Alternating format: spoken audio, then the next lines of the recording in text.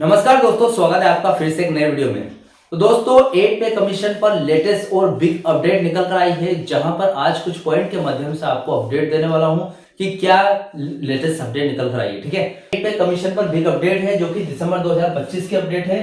देखिए, पहला पॉइंट, पहली अपडेट रहेगी हमारी पेंशन और डीए में आपकी बढ़ोतरी होने वाली है। ठीक है, अब कितनी बढ़ोतरी होगी वो आज इस वीडियो में हम देखेंगे। उसके बाद सेकंड अपडेट है हमारी पेंशनर्स के लिए एडीआई पेंशन यानी कि एडिशनल पेंशन मिलने वाली है।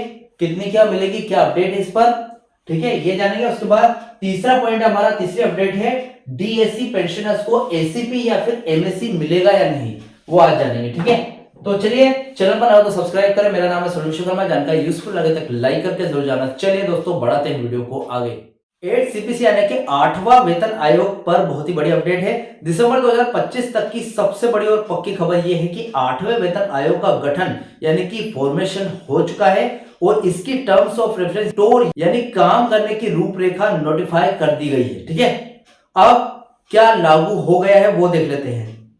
अभी केवल आयोग बना है और उसे काम सौंपा गया है। आयोग अपनी रिपोर्ट तैयार करेगा जिसमें 18 महीने का समय लग सकता है। ठीक है, सरकार ने 18 महीने का समय दिया आयोग को अपनी रिपोर्ट तैयार करने के लिए। ठीक है, अब वो अपनी रिपोर्ट 18 महीने में तैयार करेगा, फिर सौंपेगा सरकार को। अब पेंशनर्स को झटका लगेगा या फिर फायदा, मतलब नुकसान होगा या फायदा। शुरुआत में यह चिंता थी कि पेंशन को 8वें वेतन सीपीसी के दायरे से बाहर रखा जा सकता है, जिससे पेंशनर्स को झटका लग सकता है। ठीक है, लेकिन सरकार ने दिसंबर 2025 में साफ कर दिया है कि पेंशन 8वें सीपीसी के दायरे से बाहर नहीं है। इसका मतलब यह है कि 8वें सीपीसी की सिफारिशों से पेंशनर्स को भी पेंशन बढ़ेगी। ठीक है, अब लागू कब होगा? उम्मीद है कि 8वें सीपीसी की सिफारिशें 1 जनवरी 2026 से लागू हो सकती है, लेकिन यह तारीख अभी पक्की नहीं है। ठीक है, सरकार ने साफ नहीं किया है कि 1 जनवरी 2026 है, इसमें 8वां वेतन आयोग लागू हो जाएगा। ठीक है, अभी कोई ऐसा अनाउंसमेंट नहीं हुआ है। ठीक है, तो पहला यहाँ पर पॉइंट आता है, पेंशन और डीए में बढ़ोतरी होगी तो कैसे होगी। डीए डीआर की बढ़ोतरी देख लेते हैं। 7वें वेतन आयोग का कार्यकाल भले ही 1 दिसंबर 2025 को खत्म हो रहा है, लेकिन डीए यानी कि महंगाई भत्ता कर्मचारियों के लिए और डीआर जो कि महंगाई राहत है पेंशनर्स के लिए साल में 2 बार यानी कि जनवरी और जुलाई में बढ़ती रहेगी। ठीक है, अब यहां पर दिसंबर 2025 तक डीए डीआर बढ़कर 58% तक हो चुका है। जनवरी 2026 की अगली बढ़ोतरी की घोषणा बाकी है। ठीक है, यहां पर जो दिसंबर तक का जो डीए डीआर है वो बढ़कर 58% हो गया है और 2026 में जनवरी का डेटा आना बाकी है। अगर उस डेटा में यहाँ पर जो डीए डीआर है आपका 60% हो गया तो बहुत अच्छी बात है।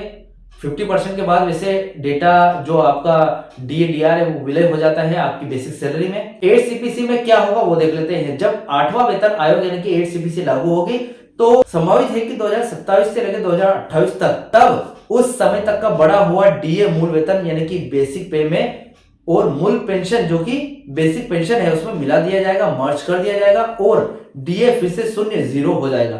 यह हर वेतन आयोग में होता है। ठीक है, अब 2027 से लेकर 2028 में होगा, तब तक आपका डीए कितना हो जाएगा, 100% तक हो जाएगा। जब मिल जाएगा तो आपकी सैलरी यूं ही बहुत ज्यादा बढ़ जाएगी। ठीक है, इसलिए बढ़ोतरी नहीं होगी, यह बात सही नहीं है।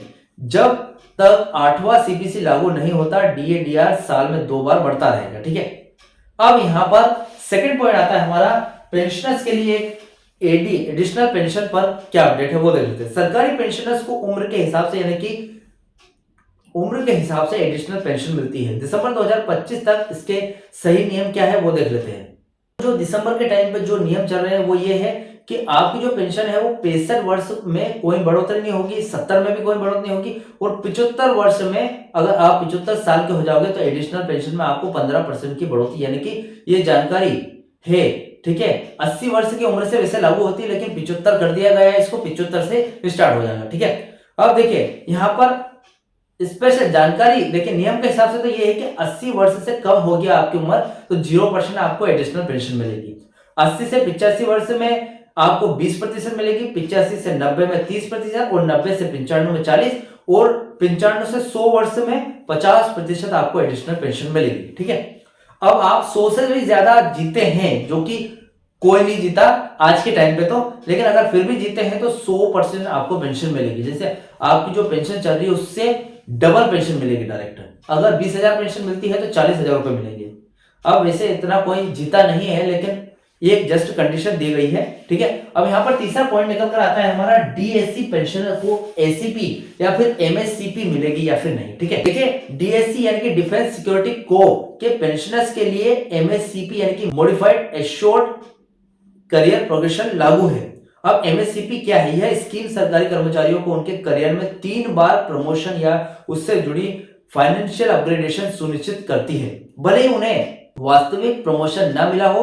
यह 10, 20 और 30 साल की सर्विस पर मिलती है, ठीक है। अब पेंशनर्स को क्या फायदा होगा? डीएससी के वे कर्मचारी जो 1 सितंबर 2008 या उससे पहले रिटायर हो चुके हैं, उन्हें एमएससीपी का लाभ मिलता है। इससे उनकी पेंशन की गणना यानी कि पेंशन कैलकुलेशन में सुधार होता है, उन्हें ज्यादा ही पेंशन मिलती है, ठीक है।